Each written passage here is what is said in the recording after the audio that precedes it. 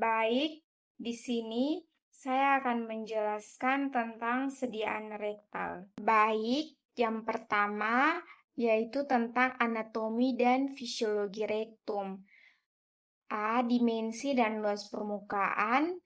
Rektum adalah bagian akhir dari saluran pencernaan dengan panjang sekitar 15-20 cm. Nah, berbeda dengan usus halus yang memiliki vili dan mikrofili, dinding rektum bersifat halus dan juga rata. B. Lingkungan pH dan cairan. Yang pertama, dilihat dari volume cairan, itu sangat sedikit, hanya sekitar 1-3 mili. Cairan ini memiliki kapasitas dapar atau buffer yang rendah. Untuk pH rektal, umumnya netral hingga sedikit basa dengan pH 7,2-7,5.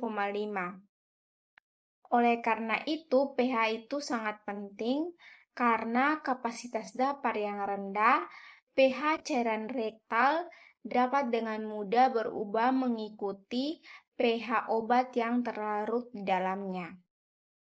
Nah, hal ini akan mempengaruhi derajat ionisasi obat dan kecepatan absorpsinya.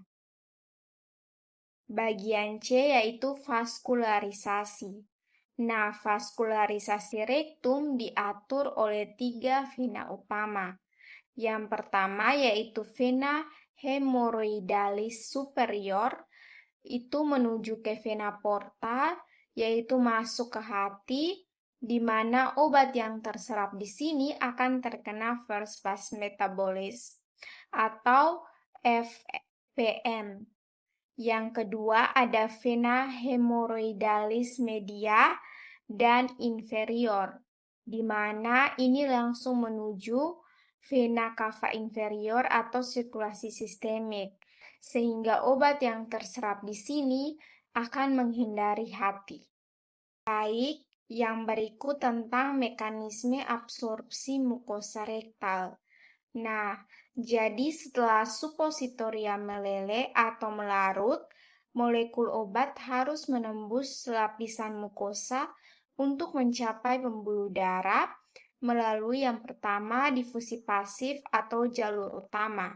Nah, molekul bergerak dari konsentrasi tinggi ke rendah. Kemudian yang kedua ada jalur transseluler, itu obat menembus membran sel epitel, cocok untuk obat lipofilik. Kemudian ada jalur paraseluler, obat melewati celah antar sel, cocok untuk molekul kecil dan hidrofilik. Karena tidak adanya fili, transport aktif di rektum sangat jarang terjadi. Baik, yang berikut tentang faktor yang mempengaruhi absorpsi. Yang pertama, dilihat dari faktor fisiologis, itu ada isi kolon. Jika rektum berisi feses, maka absorpsi obat akan terhambat karena obat terabsorpsi pada feses atau terhalang mencapai dinding mukosa. Nah, kondisi diare atau adanya mukus yang berlebih juga dapat mempercepat pengosongan obat sebelum terserap.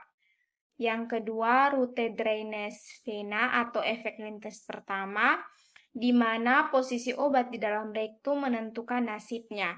Jika obat diletakkan terlalu tinggi atau bagian superior, ia akan dibawa ke hati.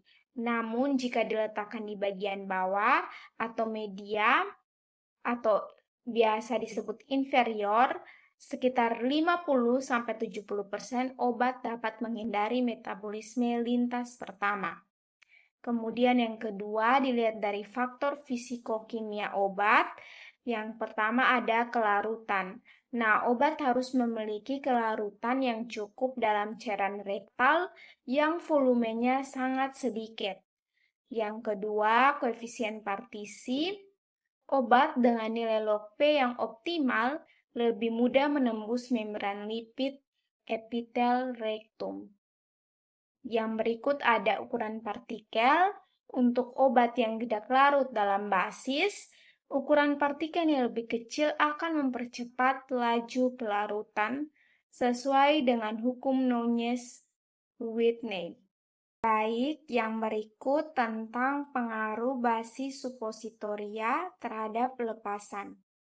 Nah, proses liberasi atau pelepasan obat dari basis adalah tahap kritis sebelum absorpsi terjadi, sehingga pemilihan basis harus berlawanan dengan sifat kelarutan obat agar obat ingin segera keluar dari basis menuju cairan rektal.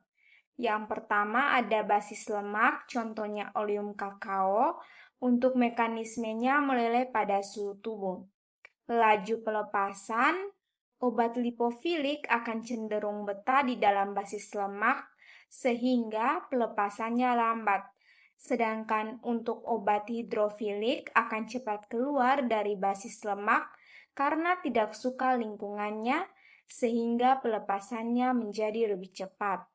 Kemudian yang kedua basis larut air, contohnya polietilen glikol. Untuk mekanisme tidak meleleh pada suhu tubuh, melainkan melarut perlahan dalam cairan rektal. Untuk laju pelepasan, untuk obat lipofilik akan dilepaskan dengan laju yang lebih baik karena basisnya melarut. Sedangkan untuk obat hidrofilik, kecepatan pelepasannya bergantung pada kecepatan pelarutan basis PEG itu sendiri. Sekian dan terima kasih.